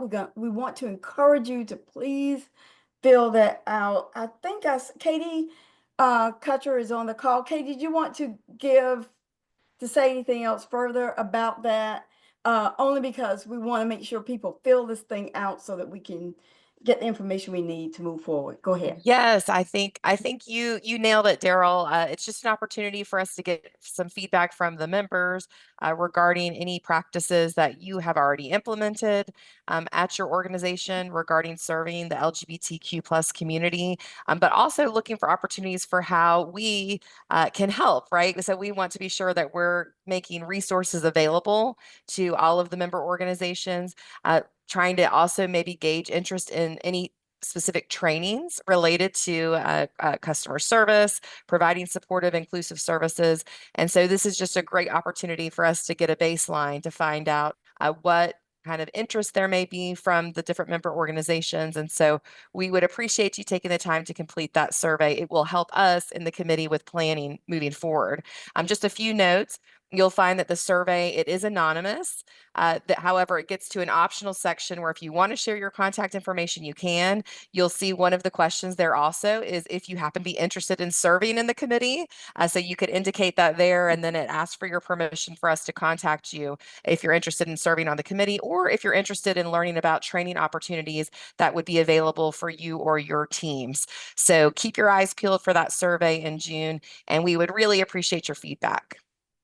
Yes, indeed. Thank you so much, Katie. I believe that link is going to go out in the June newsletter, e-newsletter. So please take a look at it, fill it out, open it, fill it out, submit it. We would greatly appreciate it. And that's it for me, Mary and Sandra. Thank Right, you. very good. Thank you. All right, I was just seeing Thanks, also Katie. somebody had asked that I mentioned the new June newsletter. Somebody had asked how to receive the newsletter. Sandra, why don't you put your email address in the chat, and people can just email you after the meeting to make sure if they aren't getting a newsletter, then you can add them to the newsletter. Okie dokie. So sharing from coalition members, what you guys got you want to share? Anything, anybody got anything going on that we need to know about? Or that you want to make people aware of?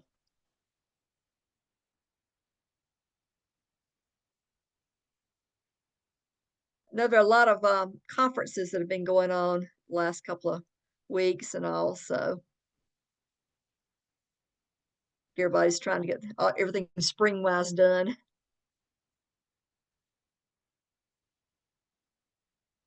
I don't know, Kevin, you want to mention the partnerships conference? I know you did last month too, I think. Yes, Mary. The conference is Tuesday, May the 20th. I think we've got over 100 folks registered for the conference, and I know registration is already closed, but we have 100 at this time.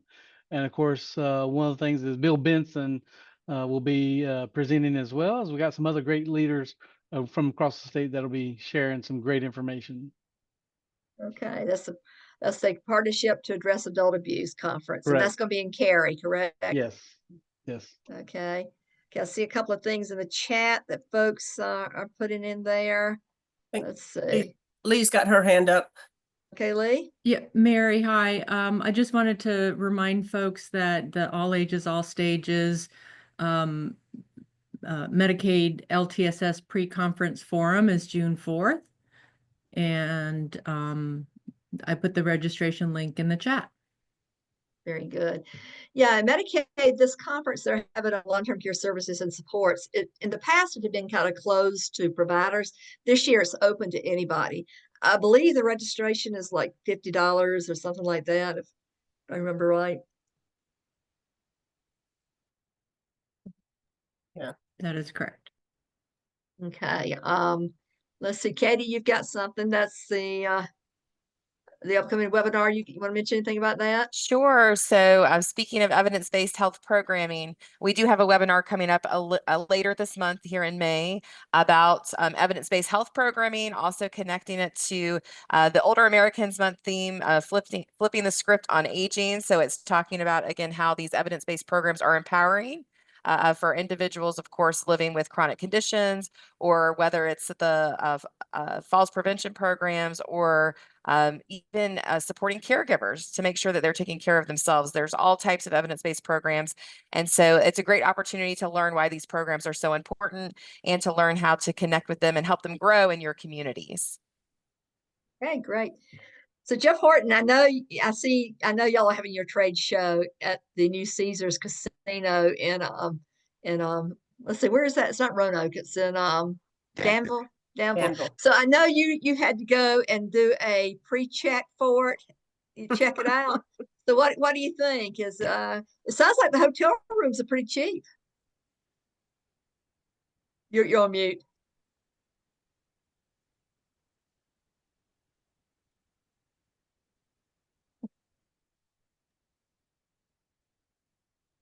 Something's on the sound. Yeah, something's on the sound.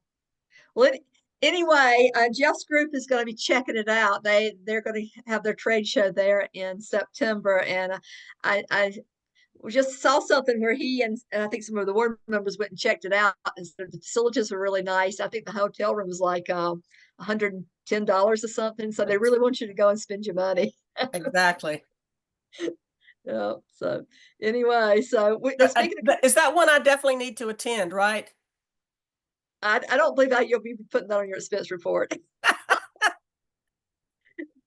So I speaking of casinos, the issue of casinos, was a hot item last legislative session. It has not come up this year.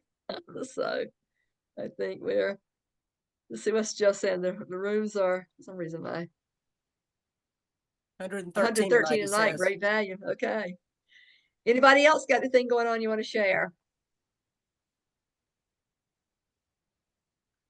Okay, well, still those opportunities for advocacy. Make those phone calls. Encourage your family and friends to do the same thing. It's important that voices be heard right now. We don't want to be left come, October saying, I wish I'd done that.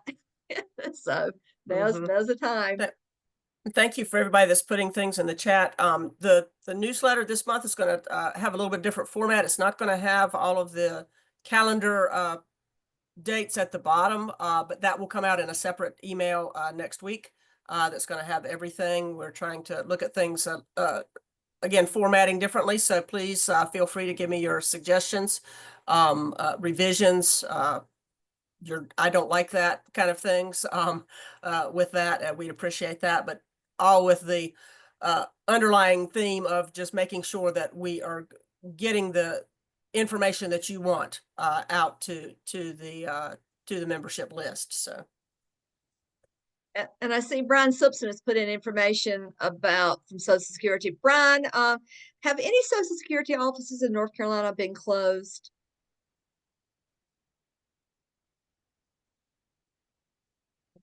Oops, he may have stopped and gotten off.